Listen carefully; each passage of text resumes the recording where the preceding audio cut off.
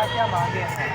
आज चौथा दिन है हमारे धरने का और चौथे दिन में आज तक कोई सक्षम अधिकारी या कोई बड़ा नेता आकर किसी ने हालचाल नहीं पूछा।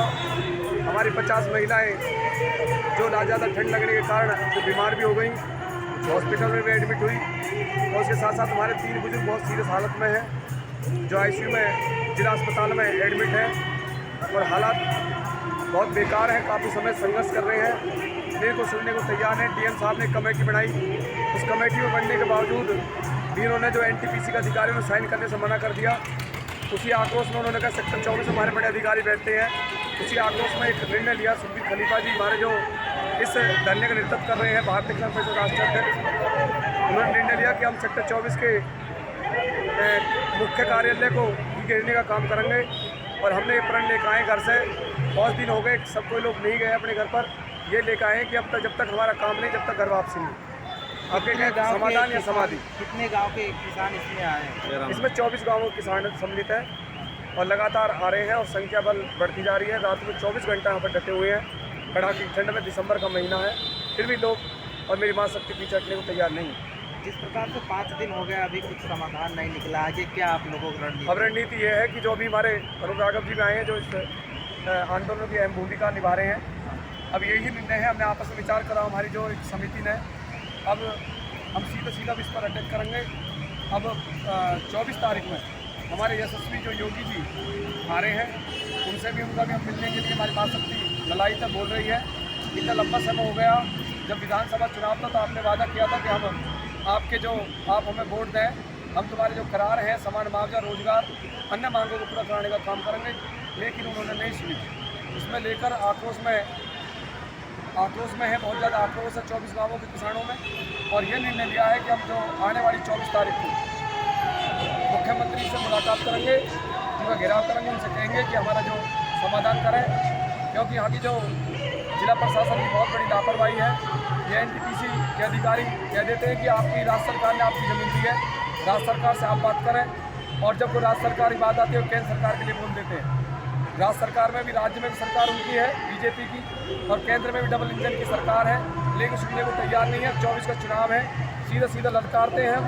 माननीय जो हमारे प्रधानमंत्री जी हैं, वो बड़ी बात करते हैं और कहते हैं देश आगे बढ़ रहा है। यह हालत देख लो, लोग कड़ाके की ठंड में दिल्ली के बहुत नज़दीक हम बैठे हुए हैं और राजधानी हमारी जो राजधानी के बहुत नज़दीक होने के बावजूद भी कोई आज तक सुनने को तैयार नहीं है। आप मीडिया कर्मी के माध्यम से वहाँ पर बात जा भी रही है, लेकिन अब तक कोई सूचना नहीं है, कोई वार्ता के लिए कोई प्रस्ताव नहीं आया है। क्या वार्ता कर लें, आपका समाधान कर दें?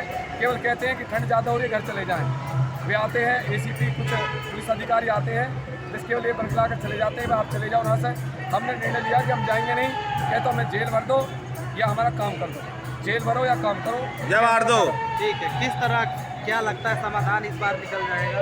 सर, समाधान की बात यह 17 सितंबर अभी 2023 को ही जो माननीय जिलाधिकारी गौतम बुद्ध नगर हैं, उन्होंने एक वार्ता करा के जो हमारा धरना चल रहा था एनटीपीसी दादरी मुख्य गेट पर, प्लांट पर, तो उन्होंने वो धरना स्थगित कराया और कहा कि हम आपकी एक समिति बना रहे हैं। ये समिति जो बनेगी उस समिति में एडीएम एलए साहब और सब रजिस्ट्रार साहब और एनटीपीसी के अधिकारी रहेंगे। ये अधिकारी रहेंगे और सारी जो समिति बनेगी, समिति जो तुम्हारे तथ्य हैं, जो तुम्हारे पॉइंट हैं, जो तुम्हारी मांग है, उन मांग को विचार विमर्श करेगी और विचार विमर्श करने के बाद उनका समाधान किया जाएगा और ये समिति काम करेगी। समिति ने कंटिन्यू 2 महीने काम किया।